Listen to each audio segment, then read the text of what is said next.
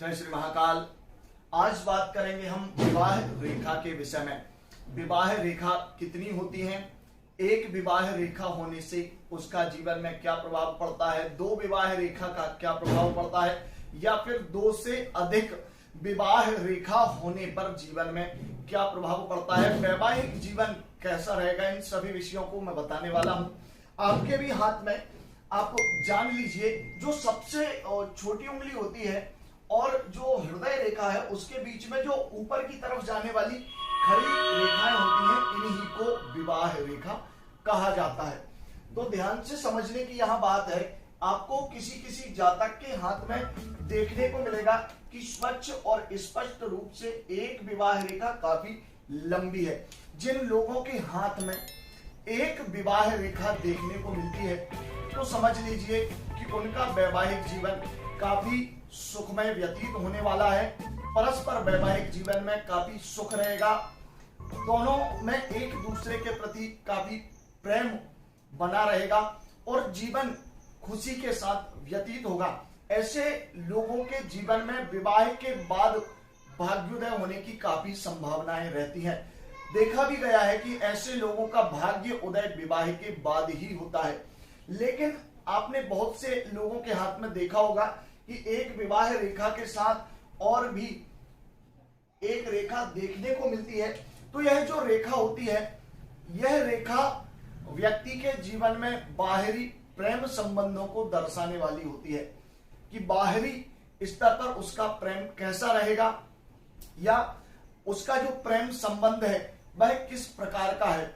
जरूरी नहीं कि यह किसी विपरीत लिंगी, अर्थात अगर पुरुष के हाथ में है तो किसी पुरुष से किसी स्त्री से उसके प्रेम संबंध को दर्शाता है, अगर स्त्री के हाथ में है तो किसी पुरुष से उसके प्रेम संबंध को दर्शाता है। ऐसा जरूरी नहीं होता है। यह व्यक्ति के लगाव को दर्शाने वाला होता है, उसके प्रेम को दर्शाने वाला होता है। वह पारिवारिक भी हो सकता है, आपसी मित्र भी हो सकता है, उससे मिलने जुलने वाले लोगों से भी उसका प्रेम संबंध हो सकता है। लेकिन यहाँ ध्यान देने की बात है कि यदि यही रेखा इस रेखा के समान हो और लंबी भी हो, तब यह आपके दो विवाह के संबंध में योग बनाने का कार्य कर देती है। यदि दो विवाह रेखा हैं और दोनों रेखाएं समान गहरी हैं, लंबाई में एक रेखा कुछ छोटी है, तो इस बात को समझ लीजिए कि कहीं ना कहीं ऐसे जातक के जीवन में दूसरे विवाह का योग बन जाता है। विशेष रूप से यह योग कब बनता है, जब पहली वाली रेखा पर किसी भी प्रकार से द्वीप का चिन्ह बन रहा हो। किसी भी प्रकार से द्वीप का चिन्ह अगर बन रहा है तो समझ लीजिए कि ऐसे व्यक्ति का दूसरा विवाह होना तय है।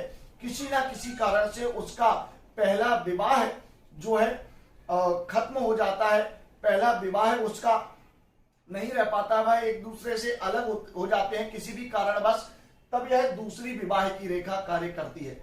लेकिन इसके साथ साथ आप हाथ में देखते होंगे कि छोटी छोटी बहुत पतली पतली कुछ रेखाएं इस तरह से हाथ में देखने को मिलती हैं। तो यह व्यक्ति के पिछले प्रेम संबंध को बताने वाली होती हैं। उसके प्रेम प्रसंग के विषय में यह छोटी और पतली रेखाएं होती हैं।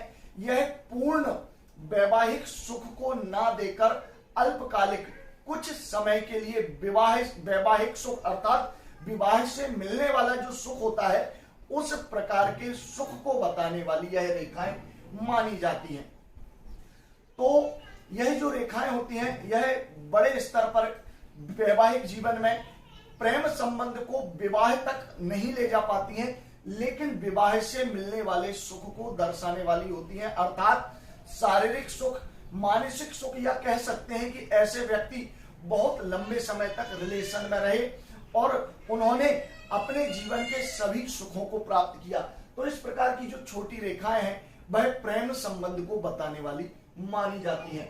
अब बात करते हैं, यदि आपके हाथ में जो विवाह रेखा है, वह विवाह रेखा यदि सूर्य यहां से निकलकर सूर्य पर्वत की ओर झुकने लग जाए, सूर्य पर्वत की ओर चला जाए, यह जो होता है यह सूर्य पर्वत कहा जाता है। यदि यह विवाह रेखा सूर्य पर्वत की ओर झुकने लग जाए तो ऐसे व्यक्ति को अपनी ससुराल से काफी धन और सम्मान प्राप्त होता है। और देखा भी गया है कि ऐसे व्यक्ति का विवाह काफी संपन्न कुल में, काफी संपन्न परिवार में या धनाढ्य परिवार में होता है। उसी के साथ साथ यदि यह विवाह रेखा सीधी चलकर दो भागों में इस प्रकार से बट जाए तो यह व्यक्ति के जीवन में वैवाहिक सुख में कमी करने वाली मानी जाती है। ऐसा देखा गया है कि परस्पर व्यक्ति का जो वैवाहिक जीवन है उसमें उन दोनों पति पत्नी का आपसी सामंजस्य, आपसी तालमेल काफी गड़बड़ नजर आता है। देखा गया है कि दोनों का व्यवहार एक दूसरे से विपरीत होता है, सोच एक दूसरे से विपरीत होती है। इसी के कारण काफी हद तक संबंध के टूटने की संभावनाएं बढ़ जाती हैं। यह सामुद्रिक शास्त्र के हिसाब से अच्छा नहीं माना जाता है और यह वैवाहिक जीवन को संघर्षमय बनाने का कार्य करती है। अब आगे बात करते हैं, यदि विवाह रेखा पर किसी भी प्रकार से क्रॉस का चिन्ह हो तो इस प्रकार के जो लोग होते हैं उन्हें वैवाहिक जीवन में काफी रोगों का सामना करना पड़ता है। उनका जो पार्टनर है लगातार किसी न किसी कारण से बीमार बना ही रहता है और उसके साथ साथ पारिवारिक समस्याएं, दाम्पत्य जीवन में सुख की कमी, ऐसी कई चीजों का जो है योग जीवन में बन जाता है जो वैवाहिक सुख से वंचित रखने का कार्य करते हैं। आगे बात करते हैं, यदि यह विवाह रेखा सीधी चलकर हृदय रेखा की तरफ झुकने लग जाए तो समझ लीजिए कि ऐसे जो जातक होते हैं वह प्रेम विवाह करने वाले होते हैं। वह अपने जीवन में अपनी पसंद से विवाह करते हैं। जिस जीवन साथी से वह प्रेम करते हैं उसी से विवाह करना चाहते हैं, लेकिन यह विवाह काफी हद तक सफल नहीं माना जाता है। किसी न किसी कारणवश दोनों का संबंध विच्छेद हो जाता है, क्योंकि विवाह रेखा का हृदय रेखा की तरफ झुकना व्यक्ति के मन में किसी न किसी प्रकार से अपने पार्टनर के प्रति शंका या फिर कह सकते हैं कि शक का स्वभाव उत्पन्न करने वाली होती है। ऐसे जो जातक होते हैं उनकी मन की रुचि लगातार बदलती रहती है, उनकी पसंद में बहुत जल्दी जल्दी परिवर्तन होता है और यही एक कारण माना जाता है कि उनका वैवाहिक जीवन सुखमय नहीं रह पाता है।